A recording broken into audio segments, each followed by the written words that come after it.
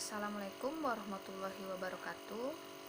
Pada kesempatan kali ini, kelompok kami akan membahas materi tentang e-commerce pada bab 3, yakni tentang hukum e-commerce dan cyber law. Untuk selanjutnya ada 5 poin yang akan dibahas di sini. Dan yang pertama yaitu hukum e-commerce di Indonesia. Yang kedua, hukum e-commerce internasional. Yang ketiga, cyber law. Yang keempat, jenis kejahatan cyber. Yang kelima, aspek hukum terhadap kejahatan cyber. Nah, untuk selanjutnya, bab pertama akan disampaikan oleh Abang Irwan. Oke, baik, saya akan menjelaskan tentang poin pertama dari materi yang akan kami bahas selaku kelompok ketiga, yaitu pertama itu ada hukum e-commerce di Indonesia. Diatur dalam beberapa perangkat hukum. Yang pertama itu ada Undang-Undang Nomor 11 Tahun 2008 tentang Informasi dan Transaksi Elektronik atau UU ITE. Yang kedua, Undang-Undang Nomor 7 Tahun 2012 tentang Perdagangan, UU Perdagangan. Yang ketiga, Peraturan Pemerintah Nomor 82 Tahun 2012 tentang penyelenggaraan sistem dan transaksi elektronik atau PPSTE. Keempat, Kitab Undang-Undang Hukum Perdata KUHP per pasal 1457 mengenai perjanjian jual beli juga berlaku secara umum kepada bisnis e-commerce. Oke, lanjut. Historis hukum. Menurut Profesor Swetandjo Wingjo-Swebroto, hukum merupakan hasil kinerja manusia yang memiliki ciri historis yang menyebabkannya terus berubah seiring dengan perubahan zaman. Hukum selalu bertransformasi dari waktu ke waktu sehingga saat melihat perkembangan hukum. Hukum yang ada mengenai bisnis e-commerce menggambarkan situasi yang ada saat ini di masyarakat dengan majunya teknologi komputer dan perkembangannya jaringan internet yang mungkin 20 atau 30 tahun yang lalu tidak terbayangkan akan diperlukan. Oke, next. Ada hukum untuk mengimbangi globalisasi.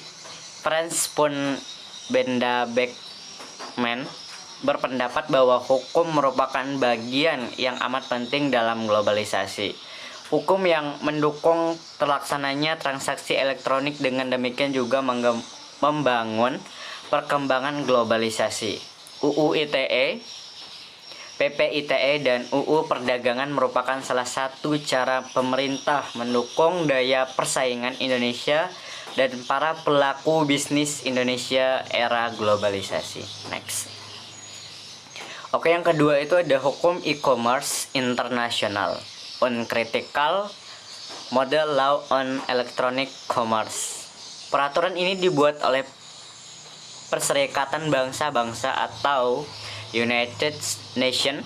Peraturan ini dapat digunakan oleh bangsa di Indonesia, baik yang menganut sistem kontinental atau sistem hukum Anglo-Saxon, Singapore Electronic Transaction ECT atau ETE.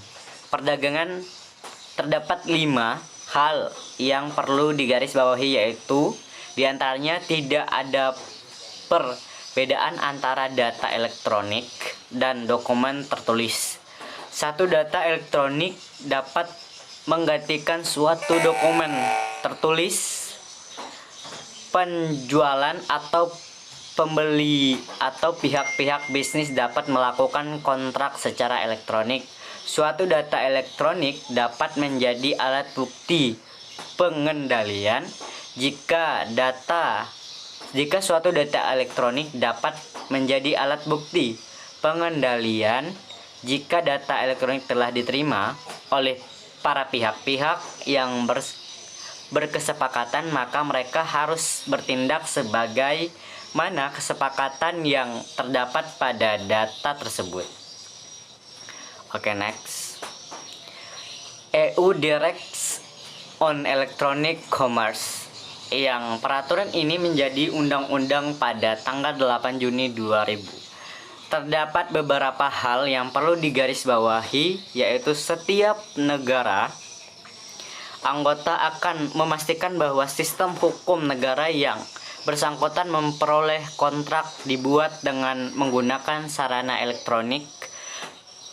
Para negara anggota dapat pula membuat pengecualian terdapat ketentuan dalam hal kontrak untuk membuat atau mengalihkan hak asas real estate, kontrak yang diatur di dalam hukum keluarga, kontrak penjaminan, kontrak yang melibatkan kewenangan pengadilan.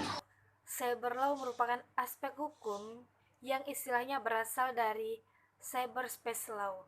Ruang lingkup meliputi setiap aspek yang berhubungan dengan orang perorangan atau subjek hukum yang menggunakan dan memanfaatkan teknologi internet atau elektronik yang dimulai pada saat mulai online dan memasuki dunia cyber atau maya. Tujuan cyber law sendiri adalah untuk menjadi dasar hukum proses penegakan hukum terhadap kejahatan-kejahatan dan sarana elektronik dan komputer. Istilah lain cyber law diperlukan untuk menanggulangi kejahatan cyber.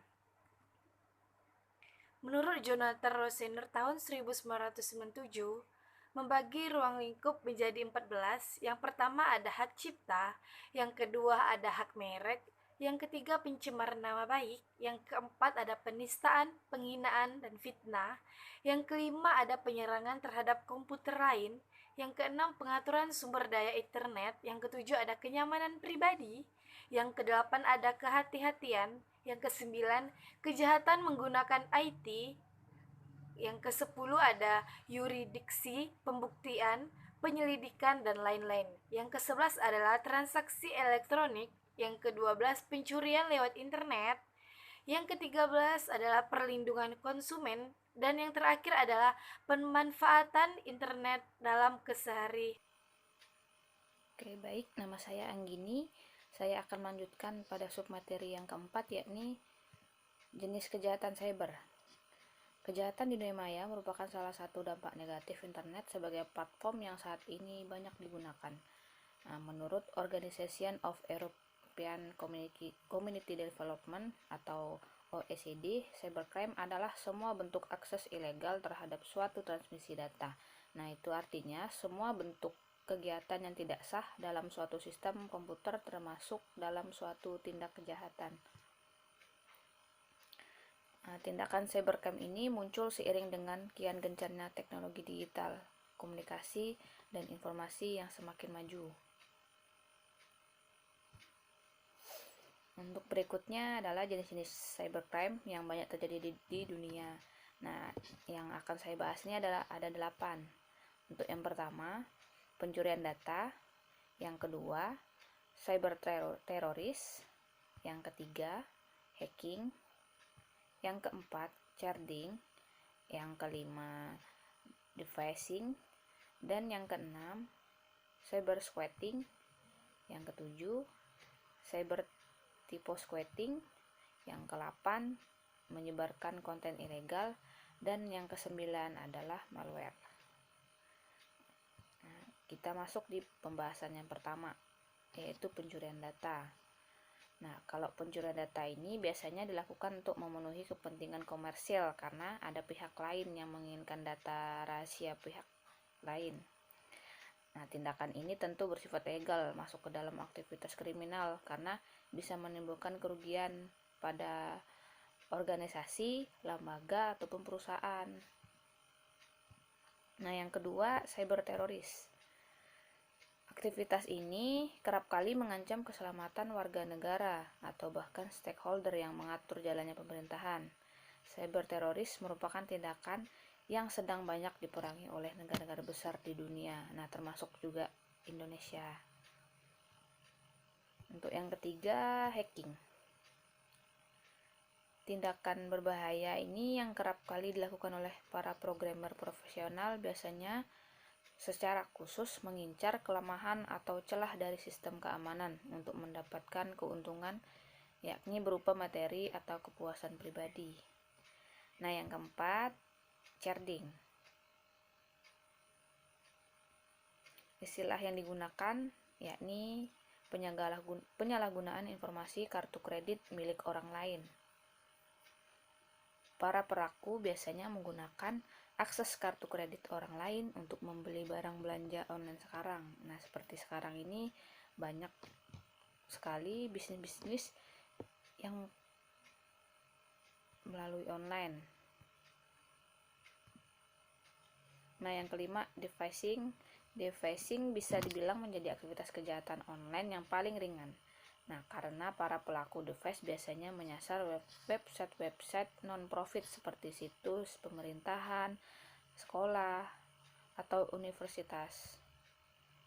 Untuk yang keenam, cyber squatting. Tindakan penyerobotan nama domain sendiri memang memerlukan modal serta kejelian yang tidak dimiliki banyak orang. Hasil cyber crime ini biasanya berupa uang tebusan yang nilainya tidak wajar. Yang ketujuh, cyber typo-squatting. Tindakan cyber typo-squatting ini sama-sama mengincar nama domain milik perusahaan terkenal untuk dijadikan sasaran. Bedanya aktivitas ini memanfaatkan kemiripan nama domain serta kelalaian pengguna yang jarang memeriksa ulang URL website perusahaan. Berikutnya ke-8, yaitu menyebarkan konten ilegal. Menyebarkan konten ilegal yang melanggar undang-undang menjadi kasus cybercrime paling banyak diperhatikan. Karena aktivitas ini melibatkan tokoh terkenal atau konten yang mampu memancing kontroversi. Untuk yang ke-9, malware. Secara umum, malware terdiri dari berbagai jenis. Ada virus, Trojan horse, adware, worm, browser. Ini ada beberapa contoh jenis kejahatan cyber yang ada pada UU ITE. Seperti pada tabel itu terdapat pasal-pasal pelanggarannya.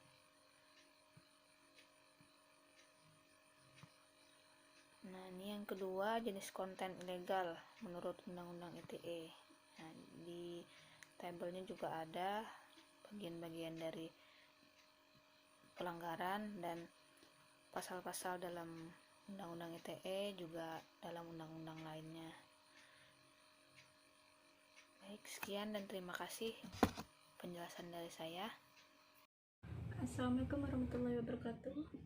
Baik, saya akan melanjutkan bab 5, yaitu aspek hukum terhadap kejahatan siber.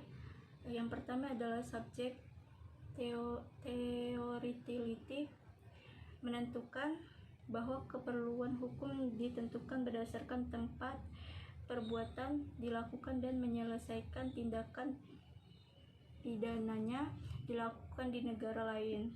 Yang kedua yaitu adalah objek theoreticality, menentukan bahwa hukum yang berlaku adalah perbuatan itu terjadi dan memberikan dampak yang sangat merugikan bagi negara yang bersangkutan. Yang ketiga itu adalah nationality, menentukan bahwa negara mempunyai yurisdiksi untuk menentukan hukum berdasarkan kewarganegaraan perilaku. Yang keempat ada passive nationality, menentukan yurisdik berdasarkan kewarganegaraan korban. Yang kelima ada protective principle, menyatakan berlakunya hukum didasarkan atas keinginan negara untuk melindungi kepentingan negara dari kejahatan yang dilakukan di luar wilayahnya, yang umumnya digunakan apabila korban adalah negara atau pemerintah. Yang keenam ada universality, menentukan bahwa setiap negara berlaku untuk menetapkan dan menghukum para pelaku